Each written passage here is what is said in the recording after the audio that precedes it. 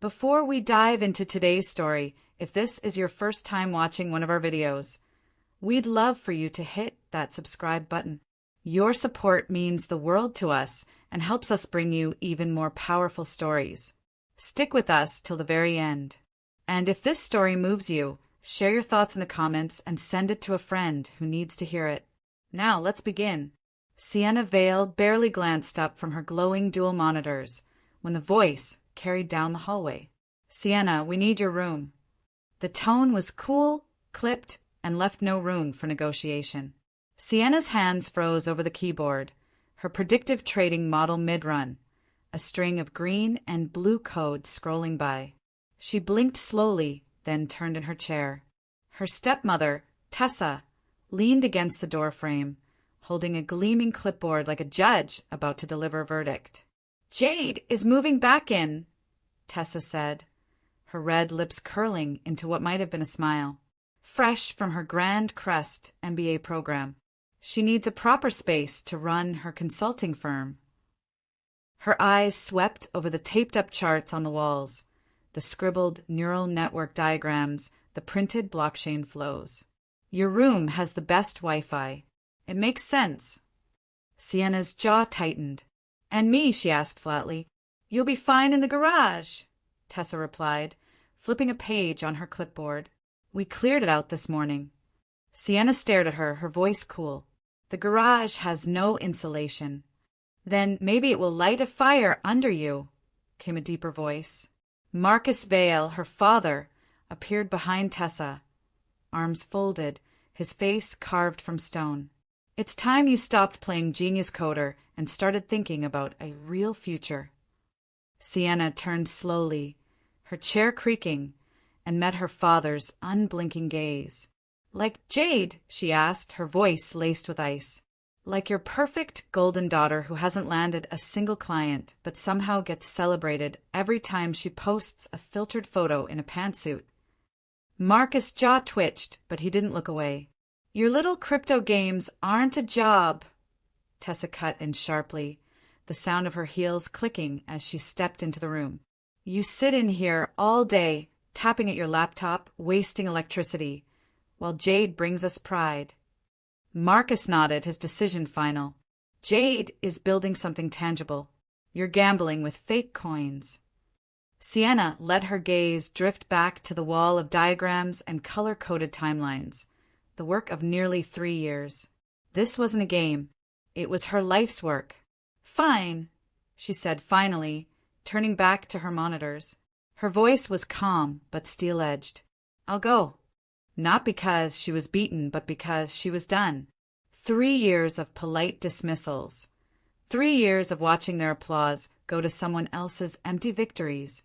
Marcus' voice followed her as he turned to leave. "You've got until noon. Jade's new furniture arrives tomorrow." Sienna almost laughed. Noon. The timing was poetic. By noon tomorrow, her stealth fintech company, Nova Access, would officially go live. That night, as the house slept, she packed her belongings into neat, efficient boxes. Her fingers lingered only once, when her phone buzzed with a message from Eris, her co-founder and CTO. "Launch protocol armed. Nova Prime goes live at 12 o'clock Pacific Standard Time." A small smile curved across her face. Everything was ready. 3 years of late nights, empty coffee cups, and nights spent debugging until dawn had led to this moment. She hadn't just built an algorithm. She had created an autonomous market intelligence engine capable of parsing global data with frightening accuracy. The crypto hedge fund job they mocked? Just a smokescreen. Nova Access wasn't a hobby, it was an empire. The real headquarters occupied 3 entire floors of a glass tower in downtown San Francisco, hidden under layers of holding companies and airtight NDAs. Tomorrow, Nova would release its flagship product, Nova Pulse, an AI trading system designed to disrupt legacy banks and dismantle the institutions that had kept power locked in the hands of a few. And the first target? The Titan Trust Bank, the very bank that funded Jade's MBA while rejecting Sienna's own startup loan application. As she taped up the final box, she heard Jade's laughter float down the hall. "Mom, do we want velvet or marble for my new office shelves?" Sienna froze, the tape in her hand mid-pull. "My room," she whispered to herself, though there was no anger in her voice anymore, only certainty. They had skipped her college graduation to attend a vineyard opening. They had laughed at her pitch deck and called it fantasy finance. They had smiled through her rejection letters and asked when she'd get a real job. Sienna placed her key card on the bare desk. "Don't forget to leave your key," Tessa had said earlier. "You won't be coming back." They were right, Sienna thought as she loaded the last box into her quiet electric sedan. She wasn't coming back, not as the girl they ignored. Her phone buzzed again. Initiate Link's protocol authorization? Read the screen. Her fingers hovered only for a moment before she typed Nova Prime. A terminal flashed across her dashboard screen. Protocol links initiated. Global execution begins in 8 hours. Sienna closed her laptop and slid it into its case. Tomorrow they would feel it, not with fireworks or applause, but with the silent collapse of everything they thought untouchable. She drove through the sleeping city, streetlights washing her car in pools of gold. She didn't head for a friend's couch or a cheap motel. Instead, she drove to Haven Spire, the luxury high-rise she had quietly purchased a year ago under a shell company. The valet recognized her immediately and opened the private garage. "Welcome home, Ms. Vale," he said with a respectful nod. The concierge ushered her to a private elevator that led directly to her penthouse, a place no one in her family even knew existed. Glass walls framed the glittering skyline. Rows of monitors blinked with real-time global market data, humming like a living organism. Nova Pulse was online, fully operational. This wasn't just an office. It was the war room of a quiet empire. Sienna dropped her keys on the marble counter and stood for a long moment, watching the screens reflect in her eyes. Tomorrow wasn't just a launch. It was a reckoning, one that would tear open old accounts, trace buried transfers, and hold the valets accountable for every shadowed dollar. The next morning, Sienna stood at the head of Nova Axis' boardroom table. The space was quiet but electric, the kind of room built for moments like this. Her team sat in a half-moon around her. Eris, Rena, her operations lead, and the division heads from Zurich, Singapore, and Toronto, each face glowing on the sleek wall of screens. "Final simulations?" Sienna asked. Eris nodded. "Nova Prime is stable. Link's protocol is live. The models are already outperforming expectations. Titan Trust's balance sheet will feel the shift by noon." Sienna's lips curved faintly. "Then it's time." The team's faces lit with restrained triumph, but she raised a hand. "Remember, this isn't revenge. This is correction. We build fair systems, not chaos." Rena's voice was calm. "Understood." By mid-morning, financial data began streaming in. Titan Trust stock dipping. Quiet alerts pinging as Nova's engine ran its silent takeover. Sienna's phone buzzed. A message from her family group chat. "Dinner tonight at Belle Lazare to celebrate Jade's first client. Hope you're free. Wear something nice." Sienna typed back a single word. "Coming." Belle Lazare shimmered that evening under soft chandelier light, the air rich with perfume and champagne laughter. It wasn't just a restaurant. It was a monument to status. Sienna had once bussed tables a block away, watching through the window as her family toasted Jade's MBA acceptance inside. Tonight, she walked through those same golden doors, but the maitre d' straightened immediately and bowed. "Ms. Vale, welcome. Your usual." Sienna shook her head. "Not tonight. I'm joining my family."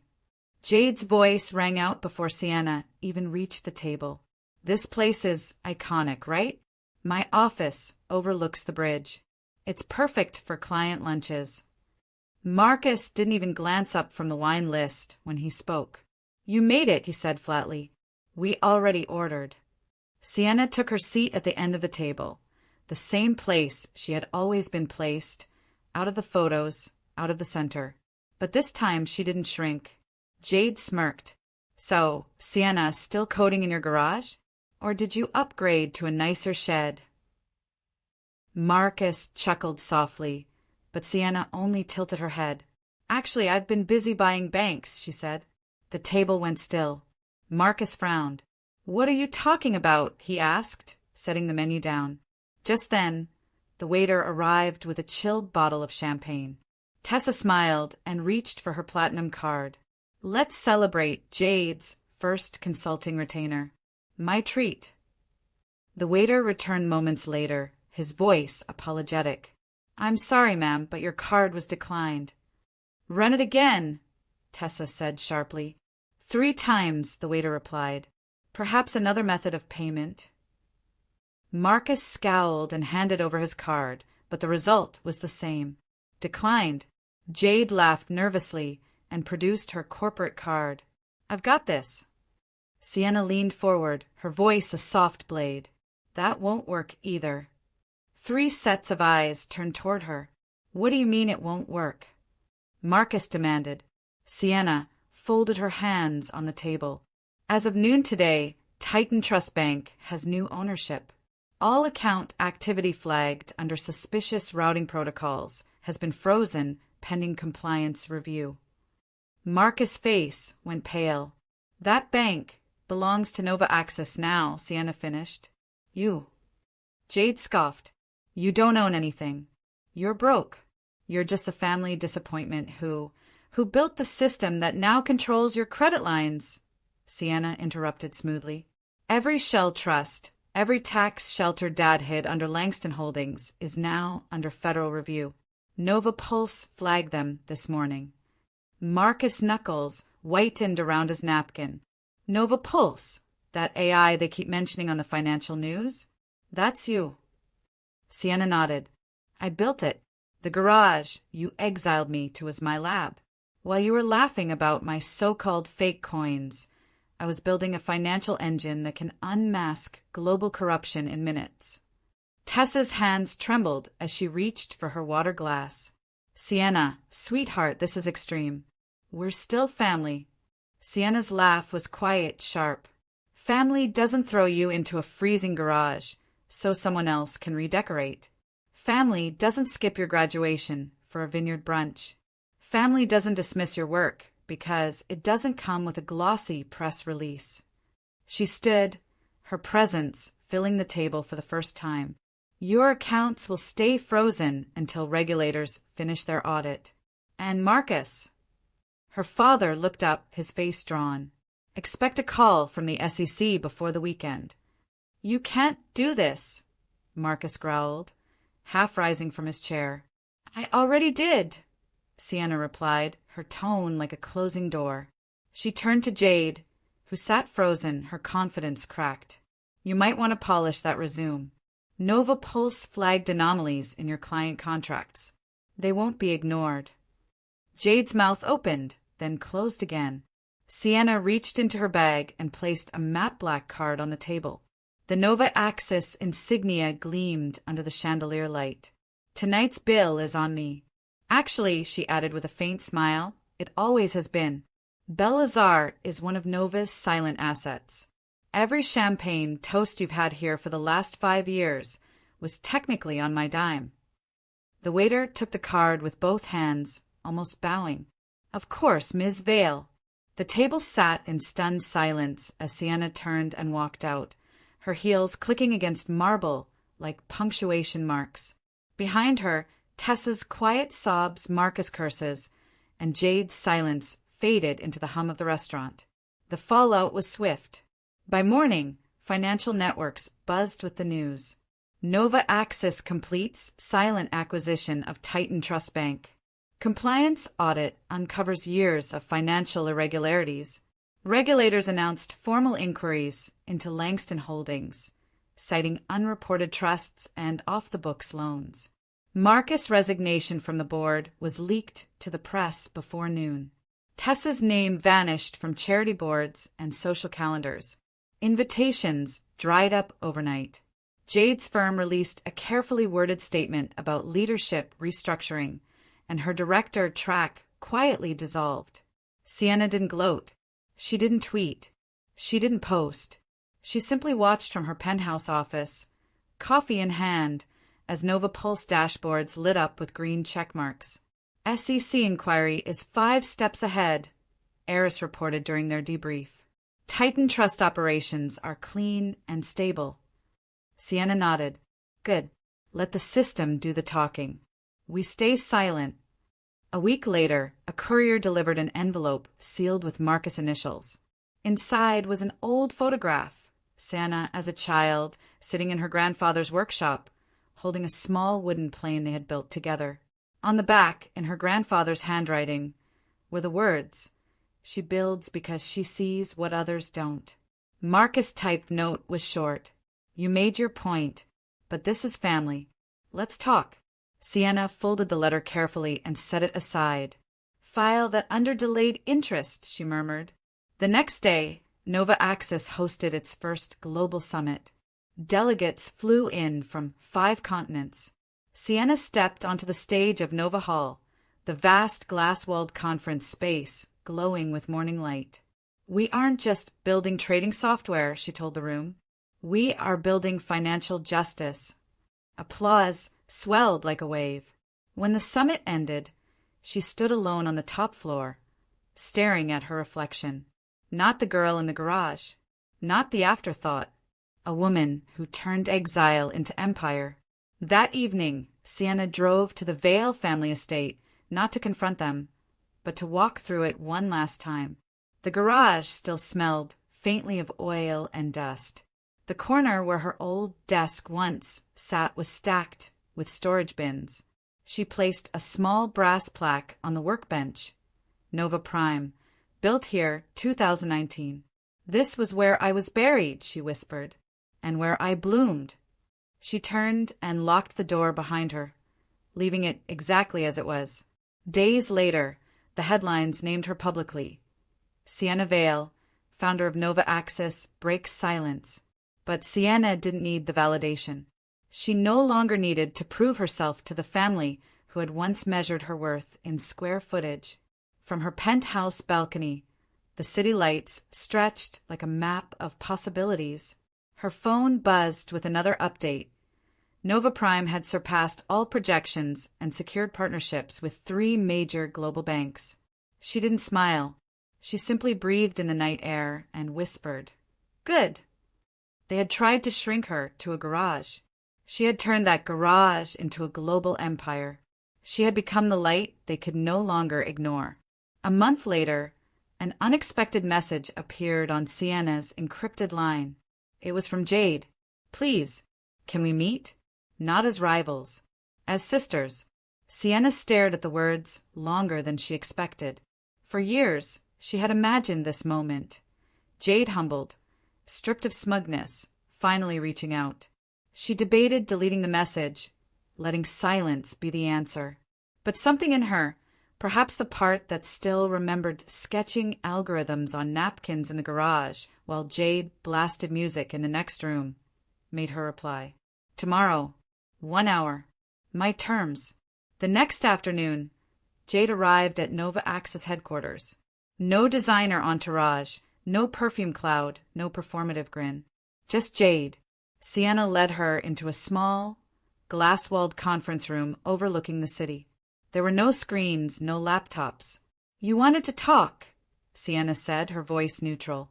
Jade sank into the chair opposite her, hands folded. "I didn't know how far you'd gone," Jade said quietly. "I didn't even know Nova Axis was you." Sienna's expression didn't change. "Because you never looked." Jade swallowed hard. "I was jealous," she admitted. "Back then, when you were always coding, sketching ideas, I told myself you were wasting time. I wanted to be the one they bragged about, not you. But now," her voice faltered, "I see what you built. You were creating something real while I was borrowing shine." Sienna said nothing, letting the silence stretch until Jade's voice broke again. "I don't expect forgiveness," she said, "but I miss having a sister." Sienna exhaled slowly, her fingers drumming against the table once before going still. For years of hurt and dismissal swirled through her mind. The garage nights, the skipped graduation, the condescending smiles at family dinners. She had imagined shouting at Jade, imagined walking out triumphant. But now that Jade sat here, small, quiet, stripped of her arrogance, it felt different. "Forgiveness isn't a door you can walk through," Sienna said at last. "It's something earned, and I'll decide when the silence has done its work." Jade nodded, stood, and left without another word. That evening, Sienna drove back to the estate one final time, but not to the garage. She walked through the main house, silent and unannounced. The dining room still smelled faintly of varnish and wine. She stood at the head of the long table, the spot her father had always claimed, and rested her hand on the polished wood. This house had once been the center of her world, the place where she had waited to be noticed. Now it was just a building. The real home she had built was 3 floors of glass and steel, pulsing with data, feeding entire teams who believed in her vision. When she left, she didn't look back. Later that night, from her penthouse balcony, she watched the city skyline burn with lights. The wind was cool, carrying the smell of the ocean. Her phone buzzed with another report. Nova Prime surpasses Q4 benchmarks. 3 additional global partnerships signed. Eris message followed, "We should celebrate." Sienna smiled faintly. Soon she typed back, "But not yet." Weeks later, Marcus requested a private meeting. No lawyers, no assistants, just him. Sienna agreed to 5 minutes. They met in a quiet corner of Belle Lazare, the same restaurant where she had dismantled their financial illusions. Marcus looked older, thinner, humbled. He slid a small envelope across the table. Inside was an old photograph of Sienna as a child, sitting beside her grandfather, grinning proudly over a model plane they had built. On the back, her grandfather's handwriting. "She builds because she sees what others don't." Marcus' voice was rough. "You were always right," he said. "I didn't know how to be proud of something I didn't understand. I see it now." Sienna folded the photo carefully and tucked it into her bag. "Understanding was never required," she said softly. "Respect was." She rose, nodded once, and left him sitting there. That night, as the city glimmered beneath her balcony, Sienna stood with her hands on the railing. The empire she built no longer felt like revenge. It felt like clarity. They had tried to shrink her to a garage, and she had turned it into a global command center. She closed her eyes, let the wind lift her hair, and whispered into the night, "I was never the shadow. I was always the light." Like and subscribe to my channel for more contents like this, and let us know where you are watching from under the comment section.